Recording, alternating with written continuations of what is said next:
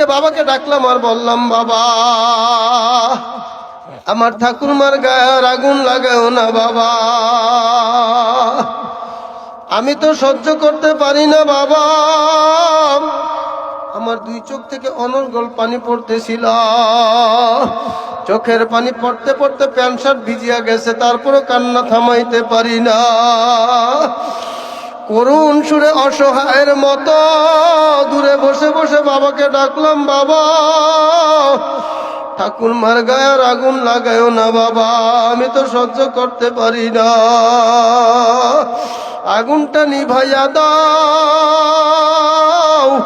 কেউ যখন আমার কোনো কথা শুনে না, দূর থেকে অসহায়ের মতো তাকায় তাকায় দেখতেছি আর ভাবতেছিলাম, একদিন যখন আমার মা মারা যাবে, তো যখন আমার চোখের সামনে আমাকে হুকুম করা হবে তোমার মায়ের মুখে আগুন লাগায়া দাও, আমি ছেলে হয়ে কিভাবে মায়ের মুখে আগুন দেব, এটা ভাবতেছি আর কাঁদতেছি, এটা ভাবতেছি আর কাঁদতেছি।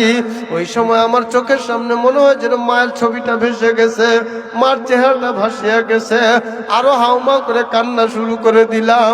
আর ভাবতেছিলাম কখন জানি আমার মা মারা যায়, আমার মা মারা গেলেও তো ঠাকুরমার মতো ব্যবহার করা হবে, এটা দেখে আমি কিভাবে সহ্য করব, আমি তো সহ্য করতে পারবো না।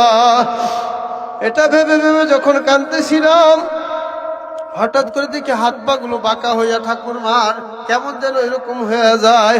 দূর থেকে আরেকজন মানুষ বাঁশ দিয়ে বাড়ি মারিয়া আবার সোজা করে দেয়। তাকায় তাকায় দেখতেছি, হঠাৎ করে দেখলাম বিকট এক আওয়াজ, মাথা অথবা নাভি কিছু একটা ফুটিয়া গেছে। বিকট আওয়াজ আসার পর ভয় পাইয়া গেলাম, ভয়ের কারণে একটা চিৎকার মারিয়া শ্মশান ঘাটের মধ্যে আমি বেহুশ হয়ে পড়িয়া রয়েছি, আমার কোনো হুঁশ নাই। হুঁশ ফিরে আসার পর তাকায় দেখি ঠাকুরমাকে আর দেখা যায় না, লাকড়ি সহ সব জ্বলিয়া পুড়িয়া ছাই করিয়া পানিতে ভাসায় দিছে, এখন আর কাউকে দেখা যায় না। শ্মশান থেকে বের হওয়ার পর আমার যেই বাবা আমার হাতে হাত রেখে কালেমা পইরা মুসলমান হইছে, ওই বাবার হাতটা ধরে ওই দিন বলেছিলাম, বাবা তোমাকে কত ডাকলাম আর বললাম, বাবা ঠাকুরমার গায়ের আগুন দিও না, তুমি তো আমার কোনো কথা শুনলা না, নিজের হাত দিয়ে নিজের মায়ের মুখে আগুন দিলা, তোমার চোখের সামনে তোমার মা আগুনে জ্বলিয়ে পুড়িয়া ছাই হয়ে গেল, তোমার কি মায়া লাগে না বাবা? তখন বাবা বলে, কি করব, এটা ধর্মের নিয়ম, মানতেই হবে, কিচ্ছু করার নাই।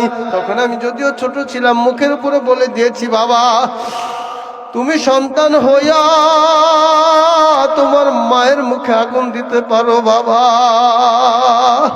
কিন্তু জানিয়ে রাখি